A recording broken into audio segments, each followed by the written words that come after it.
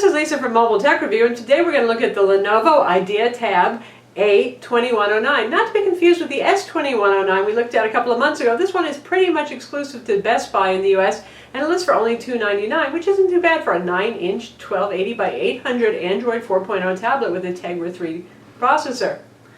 Take a look on the back. It's not too bad looking, not too beautiful, but then again, for $299 and discounted to around $250 at Best Buy, how much can you expect? Certainly a lot of power for the price, and we're going to look at it now.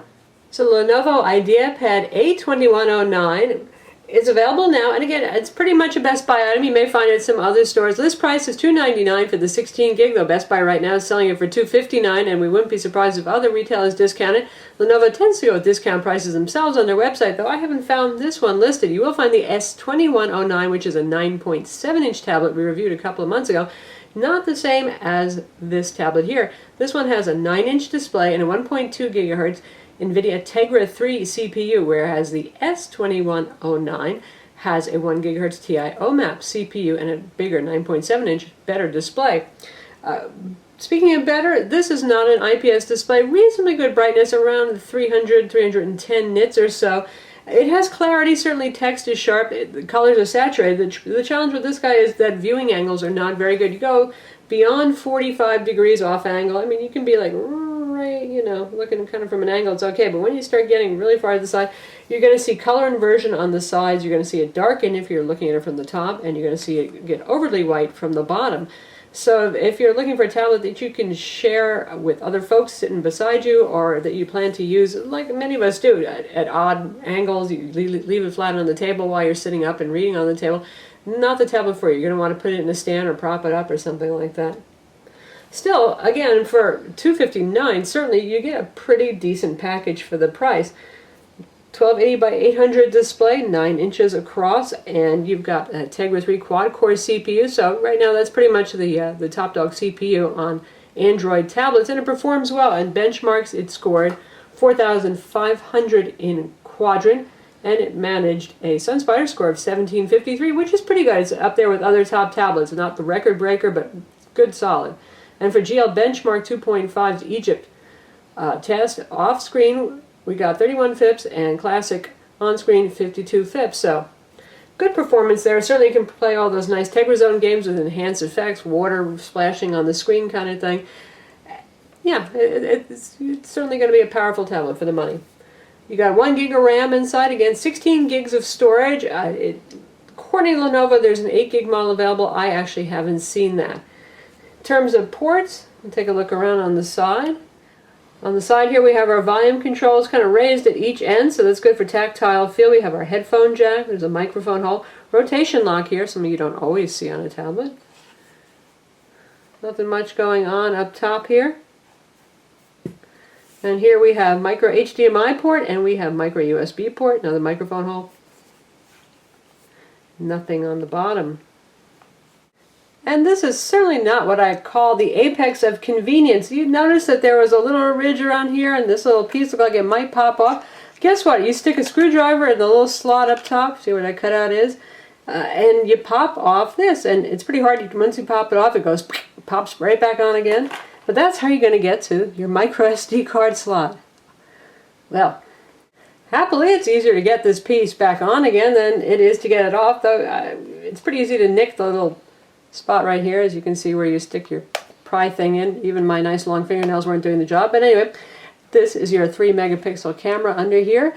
As you might guess, 3 megapixels. This is not a star shooter. It's certainly better than nothing, but not a super duper great camera. And you have a front 1 megapixel video chat camera as well. And here are our stereo speakers with SRS True Media Sound. Pretty good volume, a little on the harsh side, but they make plenty of sound. In terms of overall design, this is a plastic gray back, not too exciting, not super duper thin, not horribly thick either, and it weighs 1.3 pounds, which is, you know, just around typical, shall we say, for the lighter Android tablets. Granted, this is a smaller screen size. This is 9 inches instead of 10.1, so we expect it to be a little bit lighter, but that's certainly not a terrible weight for the size. In terms of comfort, it's fairly comfortable to hold. Instead of having straight sides, it actually cuts in a little bit on the edges here. And this edge is fairly abrupt. It's well machined and it's smooth, but it's a little bit abrupt. It might dig into your hand. In terms of user interface, this is pretty much what we've seen from Lenovo's recent tablets. You get these little post-it note style widgets here, and some of them are handy. Some of them are just groupings, so you can see all of your VoIP kind of apps together in the same thing, multimedia apps. And this is a little note app right here, so you can make little, well, post-it notes to yourself.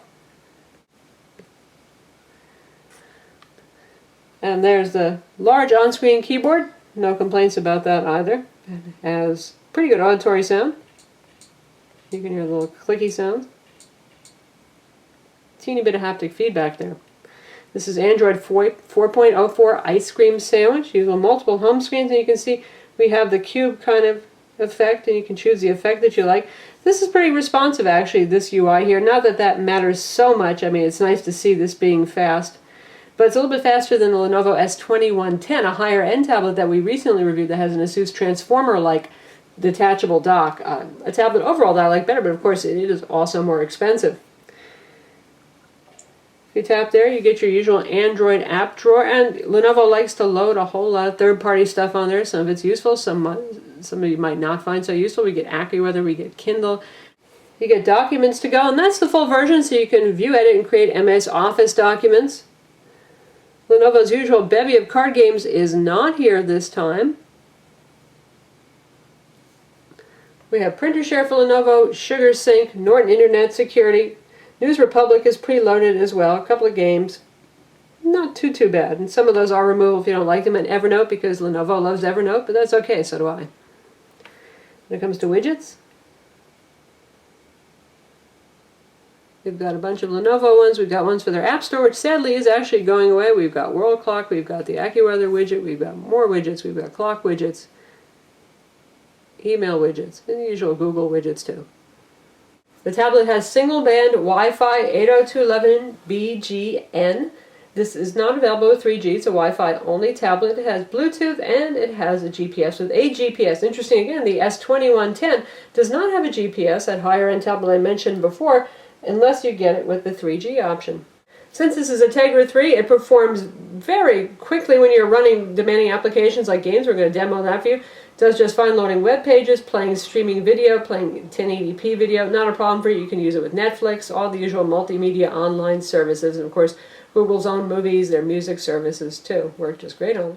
And something you guys will probably be thrilled about. You see here we have Adobe Flash Player 11.1 that's pre-installed. I did not install that, so Lenovo is still pre-installing that. And what's the big deal? Well, Adobe stopped offering that on the Google Play Store in the middle of August, so now you've got to hunt it down and sideload it yourself if you want. So it's nice to know that it's here on board. Web browsing performance is just fine. Again, this is a 9-inch display, but it's still the usual 1280 by 800 resolution, so you're going to get that 16 by 9 aspect ratio. That's good for playing videos. We've got our own website loaded here.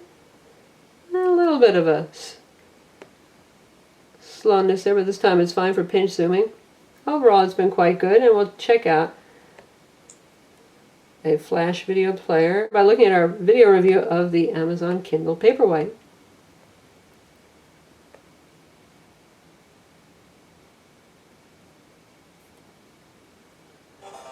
Obviously, we are streaming this over Wi-Fi since this is not a 3G or 4G tablet.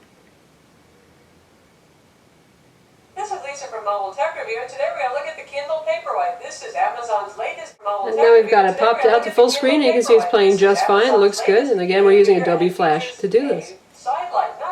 And now to test out gaming, we're going to play Dead Trigger, because it's a pretty demanding game. And you can hear the speakers right now, they're at half volume, so they are pretty loud.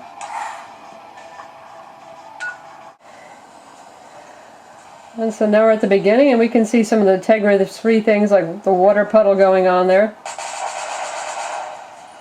Lots of particles flying around.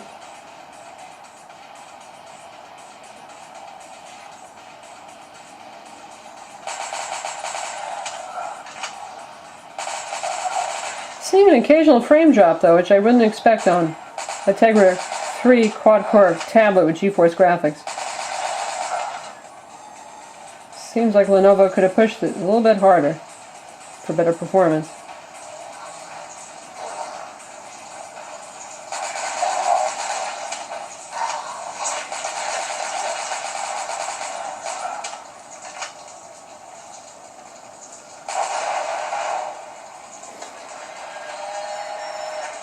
And for those of you who are thinking about getting the Nexus 7, maybe instead we have that in front of Lenovo tablet right now, so you can see the difference in size. Obviously, you've got the same resolution on both these tablets, but you've got more screen real estate on the Lenovo. That can be nice if you want to watch movies a lot. That's one of your prime reasons for using this, even for reading web pages without having to pinch zoom. So if you get the 16 gig Nexus 7, it's also $250, which again, if you look around, you might find Lenovo for. So really, it becomes a matter of what you're looking for in a tablet in terms of screen size, first and foremost. And also, with the Nexus 7, you get those updates early from Google, which is pretty nice. The tablet has a 2-cell, 6,000 milliamp lithium-ion battery that is sealed inside.